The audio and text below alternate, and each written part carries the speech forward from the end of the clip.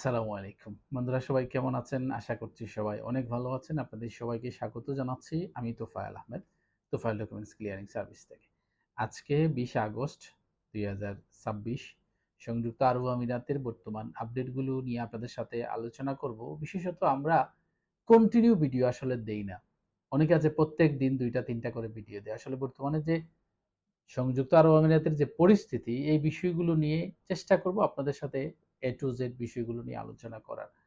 আশা করি সম্পূর্ণ ভিডিওটা আপনারা দেখবেন। যে বর্তমানে আমাদের কাছে যে মেসেজগুলো আসে কন্টিনিউ, যে বাংলাদেশীদের জন্য বর্তমানে কি ধরনের ভিসা চালু আছে। আপনারা জানেন যে আমরা যারা বাংলাদেশী প্রবাসী সংযুক্ত আরব আমিরাতে বসবাস করি, আমাদের কাছে বর্তমানে সবচাইতে বড় প্রবলেম হলো ভিসা। আপনারা জানেন যে বাংলাদেশীদের জন্য বর্তমানে প্রায় ম্যাক্সিমাম ভিসাটাই বন্ধ আছে। কিন্তু যারা প্রবলেমে আছে তাদের মধ্যে সবচেয়ে বেশি প্রবলেম হলো যারা ভিসা ক্যান্সেল করেছে, অর্থাৎ একটা কোম্পানিতে ক্যান্সেল করে আরেকটা কোম্পানিতে লাগাবে, অথবা তার কোম্পানি ব্লক হয়ে গেছে, কোম্পানি রানিং নাই, তাকে বাধ্য হয়ে ক্যান্সেল করতে হচ্ছে। ক্যান্সেল করার কারণে তাকে আরেকটা জায়গায় ভিসা লাগাইতে হচ্ছে। কিন্তু এই লাগানোর যে অপশনটা, সেই অপশনটা এই মুহূর্তে ডিফিকাল্ট হয়ে গেছে।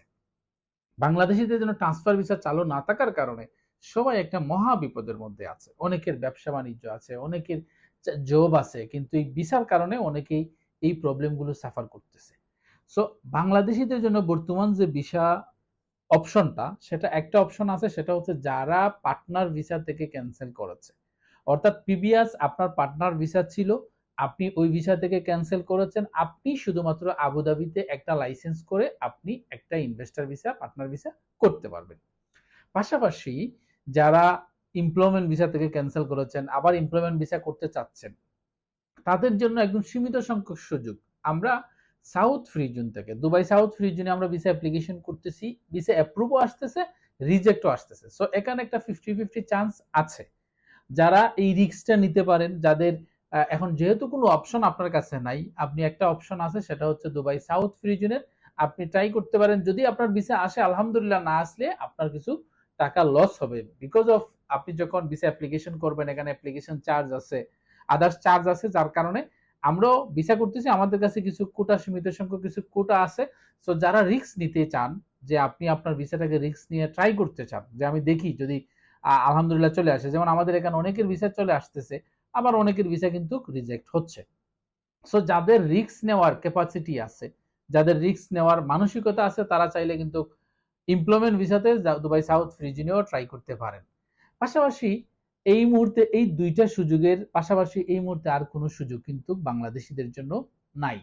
সো আমরা হোপফুলি আশা করি যদি বাংলাদেশীদের জন্য ভিসা চালু হয়, তখন হয়তোবা নরমাল চালু হয়, তখন হয়তো অনেকে ট্রাই করতে পারবেন। কিন্তু ম্যাক্সিমাম মানুষের এখানে ফাইন আসতেছে, এখানে ওভারস্টে হয়ে যাচ্ছেন, অনেকে দেশে চলে যাচ্ছেন শুধুমাত্র ভিসার কারণে। আমরা জানি না আসলে কবে এই ভিসার প্রবলেমটা সলিউশন হবে। আমরা প্রত্যাশা করি বাংলাদেশ সরকার কূটনৈতিক চ্যানেলে যদি সংযুক্ত আরব আমিরাত সরকারের কাছে আমাদের যে প্রবলেমগুলো আছে, আমাদের যে সমস্যাগুলো যদি তাদের সাথে উত্থাপন করে সংযুক্ত আরব আমিরাত গভর্নমেন্টের যদি এতে কনভিন্স হয়, তাইলে হয়তো বা চালু হতে পারে।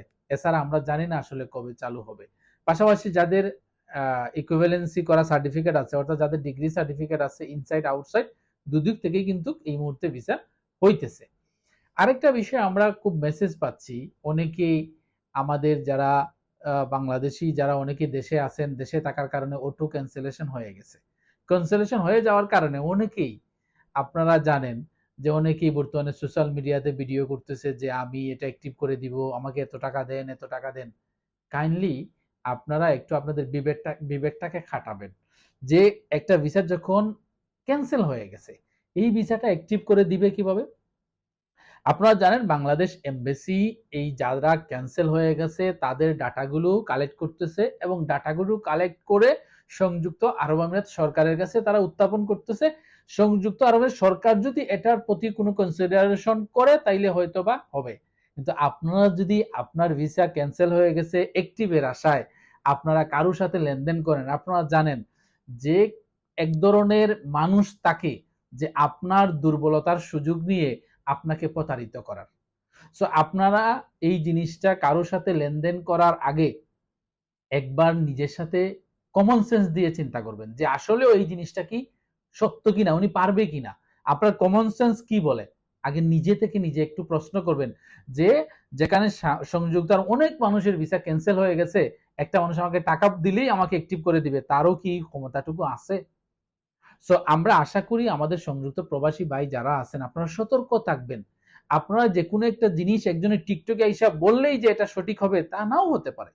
সো আপনি নিজের বিবেক দিয়ে চিন্তা করে সিদ্ধান্ত নেবেন। অনেক মানুষ দেখতেছি ইদানিং ভিডিও করতেছে যে আমাকে এই টাকা দিলে আমি যারা ক্যান্সেল হয়ে গেছে, অটো ক্যান্সেল হয়ে গেছে, আমার সাথে যোগাযোগ করেন, এই করেন সেই করেন। এটা এক ধরনের স্ক্যামাররা আছে যে আপনার দুর্বলতার সুযোগ নিয়ে আপনার সাথে প্রতারিত করবে। সো আশা করি আমাদের সংযুক্ত প্রবাসী ভাই যারা আছেন যাদের ভিসা অটো ক্যান্সেল হয়ে গেছে, আপনারা বাংলাদেশ এমবাসি যেভাবে বলছে এইভাবে আপনি ডকুমেন্টগুলো এমবাসি ইমেইলে সেন্ড করেন।